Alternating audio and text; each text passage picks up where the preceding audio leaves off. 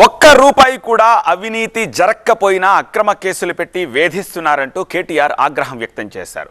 ఇలాంటి కేసులు ఎన్ని పెట్టుకున్నా పోరాటం ఆగదన్నారు. ఇప్పుడున్న మంత్రుల్లాగా తాను కుటుంబ సభ్యులకు కాంట్రాక్టులు ఇవ్వలేదంటూ మండిపడ్డారు. అయితే కేటీఆర్ వ్యాఖ్యలకు కౌంటర్లు ఇచ్చారు కాంగ్రెస్ నేతలు.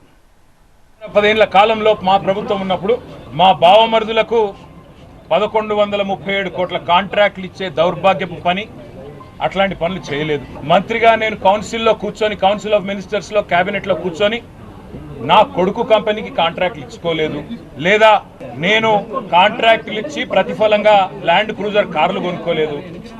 ఆ పనులు రేవంత్ రెడ్డి గారు, ఆయన మంత్రివర్గ సహచరులు, ఆ సాగు తెలివితేటలు, ఆ అవినీతి తెలివితేటలు వాళ్ళకే ఉన్నాయి. కుటుంబాల గురించి మాట్లాడుతున్నాం. బావబామర్దులు మీరిద్దరు కలిసి ఇరిగేషన్ లో ఎన్ని స్కాములు చేశారో నీకు గుర్తులేదా? లేదా హైదరాబాద్ చుట్టుపక్కల రంగారెడ్డి, మేడ్చల్ జిల్లాలో అడ్డగోలుగా జియోలు ఇచ్చి ప్రభుత్వ భూముల్ని ఏదైతే సంబంధించి ప్రైవేట్ రంగానికి, బిల్డర్స్ కి కట్టబెట్టి దోచుకున్న విషయాన్ని మీరు మర్చిపోయారా? మీరు చేసిన అక్రమాలకు ఈ రోజు కొంతమంది ఐఏఎస్ ఆఫీసర్లు పడుతున్న ఇబ్బందులు మీ కళ్ళకు కనబడతలేవా? నువ్వు ఎన్ని కేసులు పెట్టినా ఇది కాదు, ఇంకో 100 పెట్టుకో, ఇంకో 1000 పెట్టుకో, ఎదుర్కొంటాం. న్యాయస్థానాల మీద, ఈ దేశంలోని చట్టాల మీద, భారత రాజ్యాంగం మీద మాకు సంపూర్ణమైన గౌరవం, సంపూర్ణమైన విశ్వాసం ఉంది. నువ్వు ఏ ప్రశ్నలన్నా అడుగు, సమాధానం మా కాడ ఉంది. ఎందుకంటే మేము నిజాయితీగా ఉన్నాం. నీలాగా లుచ్చా పనులు చేయలేదు, నీలాగా తుచ్చపు పనులు చేయలేదు, చేయబోము.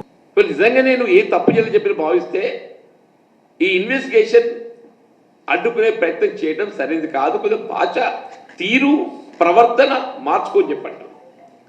భాష, ప్రవర్తన, తీరు మార్చుకోవాలని చెప్పంటున్నా. ముఖ్యమంత్రి అనేది ఒక హోదా, ఇది కాదు పద్ధతి. ఆ పదవిని గౌరవించు, ఆ పదవిని గౌరవించు అని చెప్పంటున్నా. కేసీఆర్ గారి రక్తం పంచుకొని పుట్టిన కేసీఆర్ కొడుకుగా చెప్తా ఉన్నా, తెలంగాణ కోసం అవసరమైతే చస్తాను తప్ప ఎట్టి పరిస్థితుల్లో ఇట్లాంటి లుచ్చగాళ్ళ ముందు మాత్రం తల వంచను.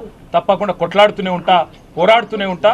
తెలంగాణ జయించేదాకా, ఈ కాంగ్రెస్ కబంధ హస్తాల్లోంచి తెలంగాణ బయటకు వచ్చేదాకా కొట్లాడుతూనే ఉంటాను, ప్రతిజ్ఞ చేస్తా ఉన్నా. కేసీఆర్ గారి సైనికుని అన్నారు. మీరు కేసీఆర్ గారి సైనికులు కాదు, మీరు కేసీఆర్ గారి కుమారులు. కేసీఆర్ గారి తర్వాత రాజ్యాభిషేకం చేసి రాజు కావాలనుకున్న యువరాజు మీరు. సంవత్సరం క్రితం ఎప్పుడైతే అధికారం కోల్పోయారో యువరాజు, రాజు అయిదామనుకున్న యువరాజు మతి భ్రమించి మాట్లాడుతున్నట్టుగా క్లియర్గా అందరికి కనపడుతుంది.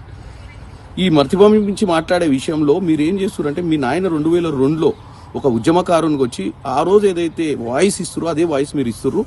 ఎందుకంటే మీ నాయన అదే వాయిస్ తోటి ముఖ్యమంత్రి అయ్యిండు, అదే వాయిస్ తోటి 10 ఏళ్ళు దోసుకుండు.